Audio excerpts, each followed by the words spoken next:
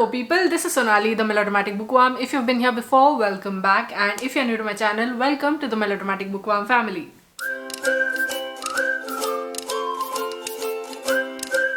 Also welcome to my rapid review of what is now one of my favorite books of 2024. It's called We Are the Quarry, Fate is the Hunter, and it is written by ex-sailor couple Prasad and Shubhada Godbole in one of the most heartwarming, funny, witty, lovely ways possible.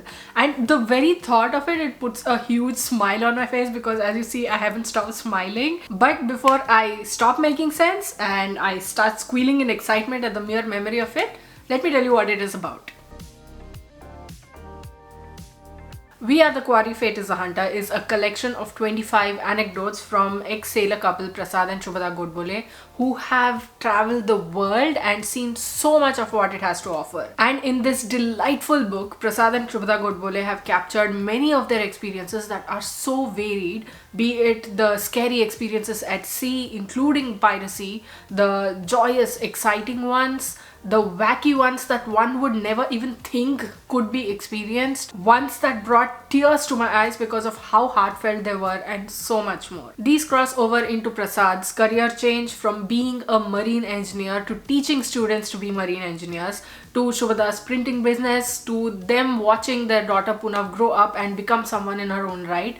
It's a whole experience, this book. Like isn't an adequate word for this book, okay? I love it. Okay, first off, the writing in this book feels so homely and warm. It's like your dad putting an arm around you and telling you these stories from a long time ago, from those times and all, and then adding in the right amounts of wit and humor in the right places and making this into such a cracking entertainer of a book. Secondly, it is a peek into the life of a marine engineer and all the dangers that came with the job. Prasad has listed out some of the absolutely scary experiences, the what ifs, the turns of fate, some events that would destroy a person's faith in humanity, and so many more that would restore it. And Shubhada talks about some of her life and work experiences with equal panache, if not more. Thirdly, there are not many people who can claim to be absolutely in love with their jobs, especially given in this time and age and how stressful everything is. But Prasad and Shubhada love whatever they did and still do. And they don't even have to say the words, "I love my job." It is very evident in the way they talk about it. And that gave me hope. Fourth, the QR codes that are scattered throughout the book. I mean, this is such a genius idea, because if they had been embedded into the manuscript, we wouldn't be able to zoom into them.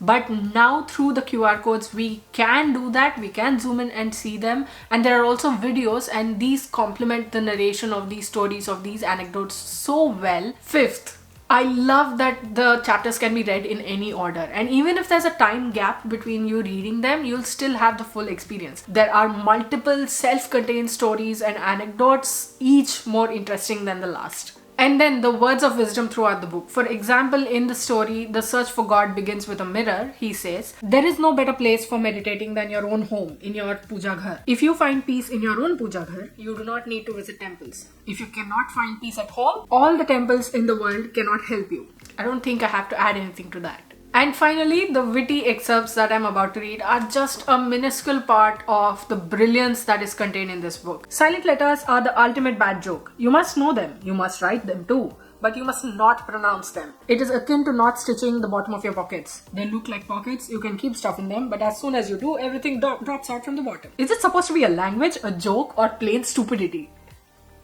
And another one. There are two stages of seasickness. The first is when you think you will die. The second is when you hope you will die. And these and so much more took me out, and I am now a fan.